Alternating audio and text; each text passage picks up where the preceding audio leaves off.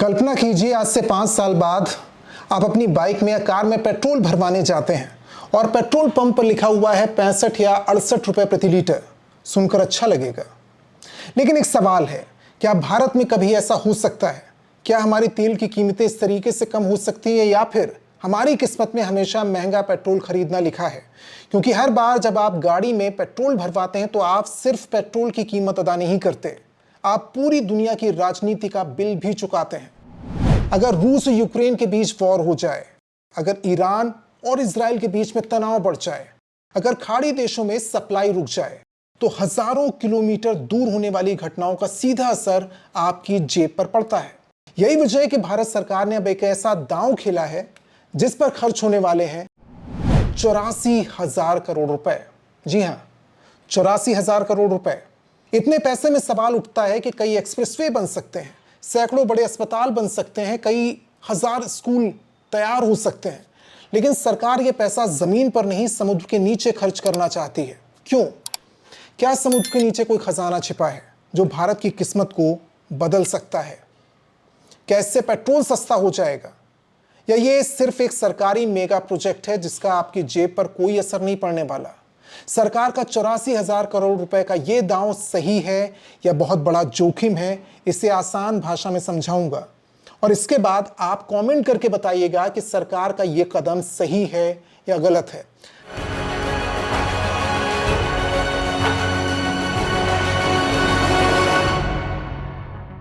नमस्कार, रोशन नाम है मेरा। आइए इसी पर बात करते हैं। इस कहानी की शुरुआत समुद्र से नहीं होती, बल्कि इसकी शुरुआत होती है पेट्रोल पंप से।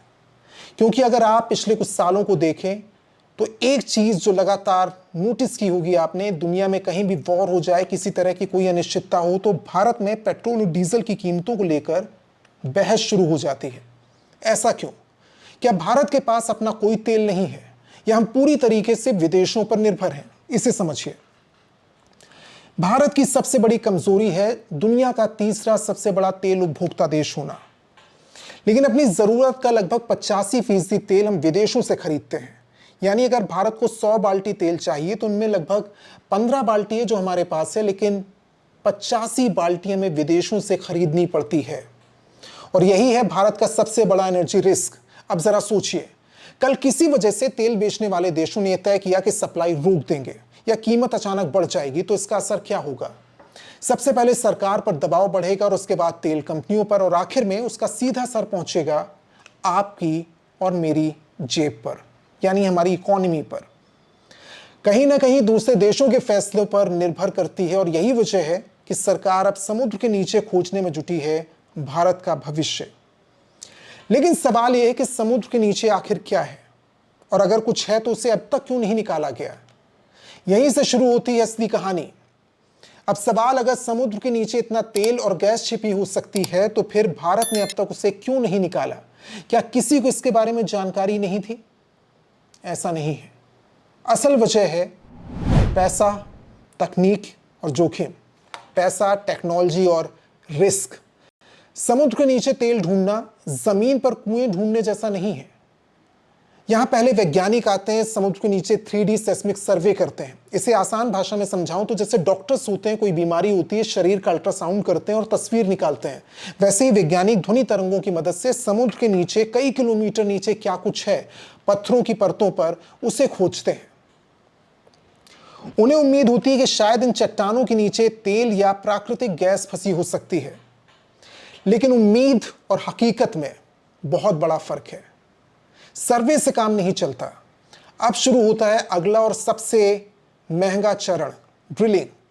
यही कंपनियां सबसे ज्यादा डरती हैं, क्योंकि एक गहरे समुद्र का सिर्फ एक खोजी कुआं सैकड़ों करोड़ रुपए खर्च करवा सकता है। कुछ मामलों में यह लागत 1,000 करोड़ रुपए तक जा सकती है। इतना पैसा खर्च करने के बाद यह बिल्कुल संभव नहीं है, गारंटी नहीं है कि तेल की एक बूंद भी मिल जाएगी। यह एक ऐसा जुआ है जिसमें दांव भी आपका है, हार भी आपकी है, जीत भी आपकी है। सवाल उठता है कि कोई कंपनी ये जोखिम क्यों उठाए? यही सरकार की नई योजना की एंट्री होती है।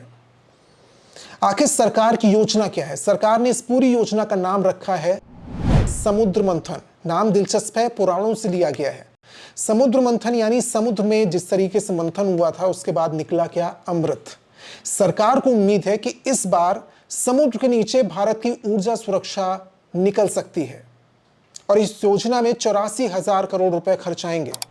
लेकिन ये पैसे सीधे तेल खरीदने पर नहीं खर्च होंगे, इसका हिस्सा खर्च होगा गहरे समुद्र के नीचे खोज करने वाली कंपनियों की मदद करने में, जोखिम कम करने में ये दिया जाएगा।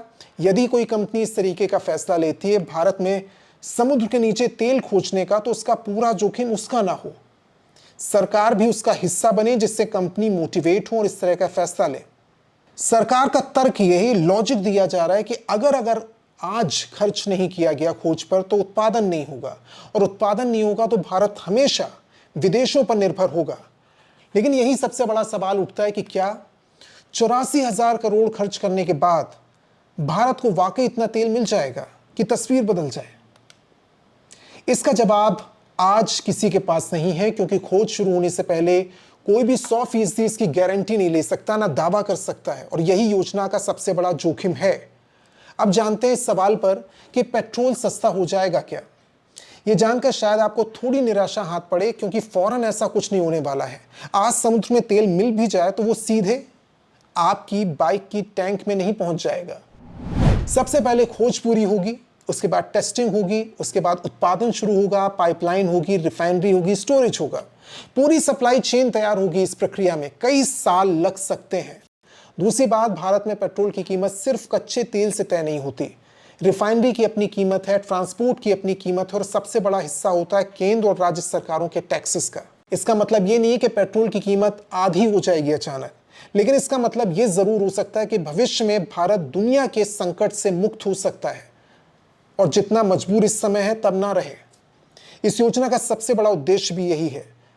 इस पूरी कहानी को एक लाइन में समझें तो आज 84,000 करोड़ रुपए समुद्र के नीचे खर्च इसलिए हो रहे हैं ताकि आने वाले सालों में भारत के ऊर्जा के मामले में निर्भरता अपने आप पर हो। लेकिन यह दांव सफल होगा या नहीं, इसका जवाब आज किसी के पास नहीं है। अगर समुद्र के नीचे बड़े भंडार मिल जाएं तो हो सकता है आने वाली जो पीढ़ियां हैं वो भारत के इस फैसले को दूरदर्शी माने, उम्मीद के मुताबिक माने। लेकिन अगर तेल नहीं निकलता है तो लोग पूछेंगे कि 84,000 करोड़ रुपए खर्च कर दिए, कहीं और खर्च हो सकते थे। ऐसे में मैं आपसे जानना चाहता हूं कि अगर आप सरकार की जगह होते, पॉलिसी मेकिंग में होते, तो क्या ये जोखिम आप लेते या विदेशों से तेल खरीदना जारी रखते? अपनी राय कमेंट में जरूर बताएं, और इस वीडियो को लाइक करना, इस चैनल को सब्सक्राइब करिए, इस वीडियो को शेयर करिए, जिससे हमें हौसला बढ़े इस तरह के वीडियोस बनाने का। बहुत बहुत शुक्रिया हमारे साथ जुड़ने के लिए।